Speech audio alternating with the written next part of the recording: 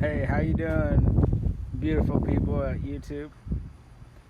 Today, I am doing an oil change on my 2006 Cadillac CTS 3.6 liter.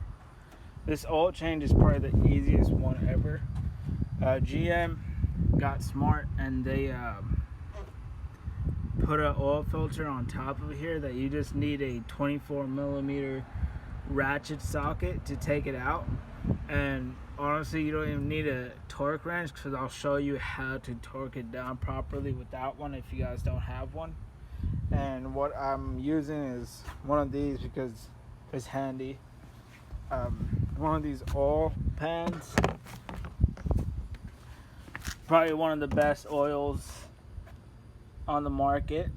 I got this from Walmart for real cheap. It was $18 for 5 quarts.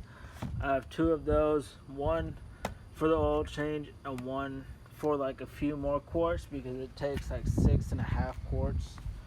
And I got the best oil filter on the market, the Wix XP Extended Performance. This is probably the most expensivest thing you'll need on this thing. It's like $20, but it's really worth it if you want to keep your car running good. And honestly, the oil filters are probably one of the most important parts to an oil change. And O'Reilly's is probably like one of the only people that carry it, but I'm not sure. Maybe where you guys live, some other people carry it. Maybe Walmart will carry it, but where I live, Walmart doesn't carry it. They only carry like K&N and stuff. But this Wix Oil Performance XP is the best one. And all the tools you really need on this thing are, you just need 2 tools. You just need this extended socket. Sorry for the mess, 1 second.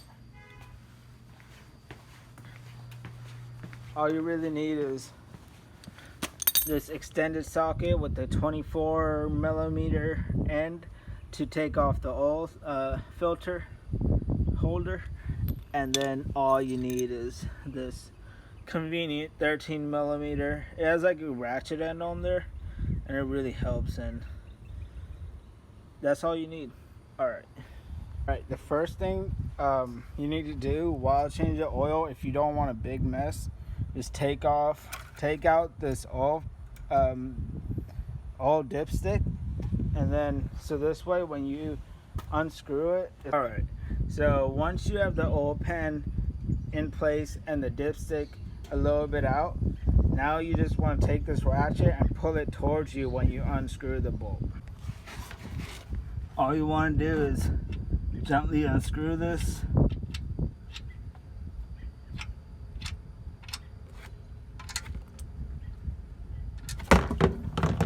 Ooh, perfect, no spillage. Just a drop.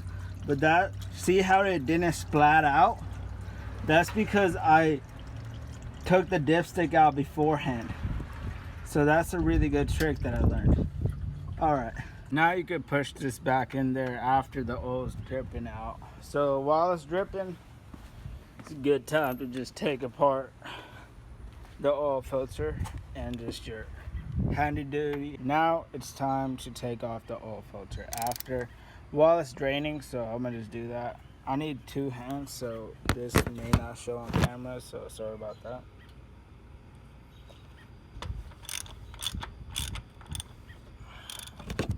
Just like that, you can unscrew it. I just drove this car, so it's probably not safe to do an oil change right after, but honestly it's not that bad. So just take one of these rags and you can take it out.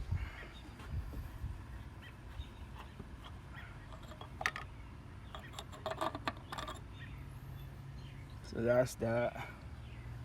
And then 1 second. Got that there. I'm gonna take another rag. Discarded the oil filter.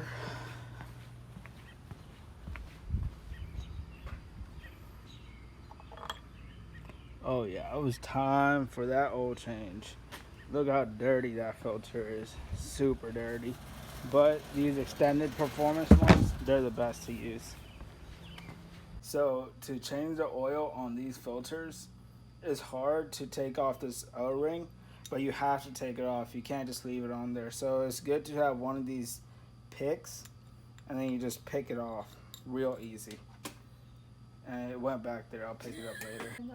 Once you have your new O-ring, it's a good idea to just take some oil and dip your finger in there and just lubricate the O-ring so it's easier to put it back on. And then you want to make sure, I mean, you could force it down there, but just make sure to like not like twist it so the seam, so it doesn't fit right. You have to have it sitting on the thing. But, sorry, it's a little hot, but you have to have it sitting on that groove. Good tool to use. And then just have it. See how it's going down easier with that oil? So that's going to be your best friend doing this. And then you're going to see this line that goes all the way across. That means that you sat it in there good. So then on these, you don't have to put oil on it, but it's a good idea to just, with your lubricated fingers, just run this so it doesn't start dry, because you don't want it to start dry. So you just lube it up like that, and then it's really cool. It just clicks back into place real easy, real nice. So then now, take this over here.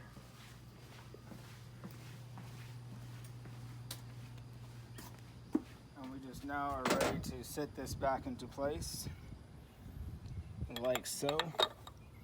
And then you just screw it on there. And like I told you, I'll show you guys how to tighten it, how to torque it down if you guys don't have a torque wrench at the house. My buddy taught me this, but so switch it on to tight. Tighten it down like this. The key is to have your hand up here, because if you have it down here, you're gonna over torque it. So as long as it's down here, and just pull it as hard as you can. And if you can't pull no more, then that means it's torqued down. But if you go down here, it's gonna over torque it. But you don't want that. You just want it just tight, because you're gonna have to take it off your next oil change. All right. Now it's time, since all the oil has dripped down, you can pull down this oil pan. Well, it's better to just go inside and just screw in the thing.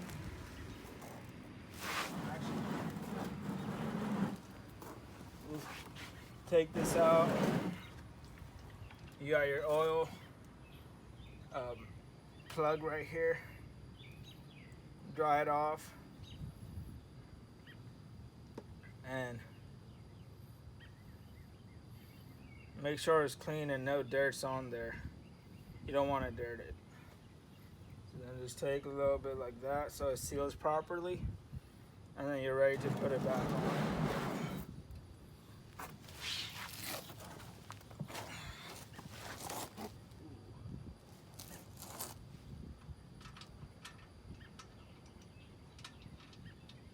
Screw it back on the opposite way you guys took it off. And the same technique I taught you guys how to tie the oil filter. Do that same technique with this. Have your hand on the top. Have your hand on the top of the thing, and then push it all the way you can when it's on top. That's torqued. That's torqued down. That's torqued down good. All right. Now it's the easy part, and you got to put in the oil.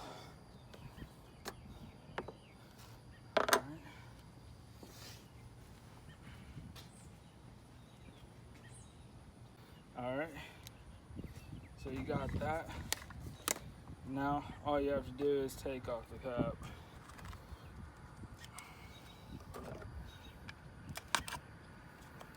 All right. And I'll recommend putting the 5 course in first, and then leaven it, and you could add like a quart and a half, or just a quart, and then level it off and then measure it, and if it needs more, just put a little bit more. Just make sure not to put it more than it needs, because then it could go on top of the header, on top of the engine, and it's not good.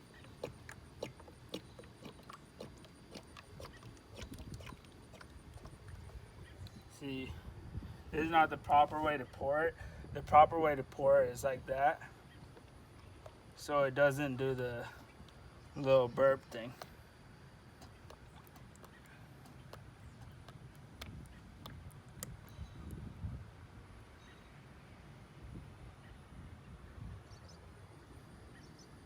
Alright.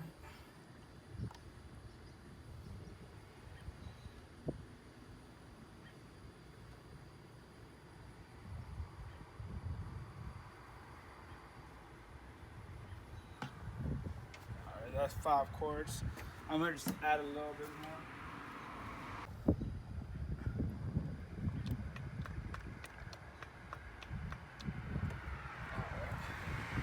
Stop it. 5 quarts, 5.5 quarts.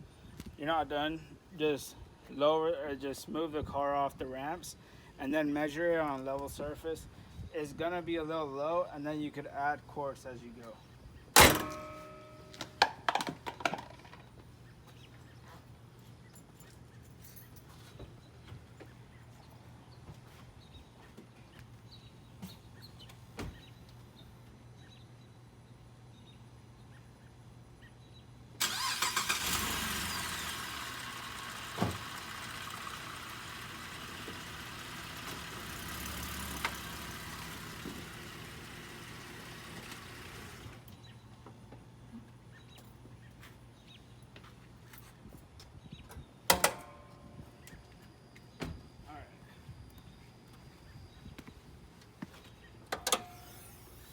Make sure to put it on the parking brake if you guys have it on ramps too. So now we're ready to check the oil levels. Like I said, it's gonna be lower because this car usually takes around 2.5 quarts.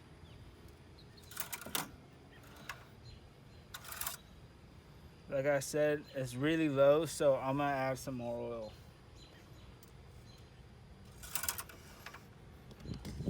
I'm gonna add like a quart more. So it's ready for that.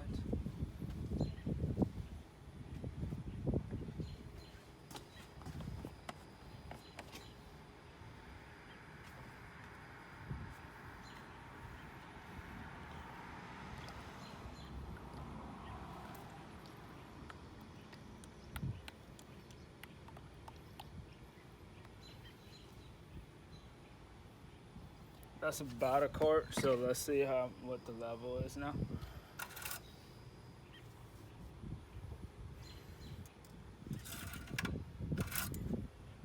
So now it's about halfway, and you can just add like a little bit more, like maybe a half quart more, so you don't have to keep on checking it.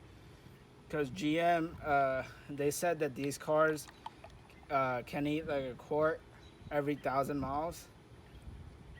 So you want to just keep one of these maybe in your trunk or something, just on the safe side. So let's check the oil one last time, and it should be good. Clean off the dipstick.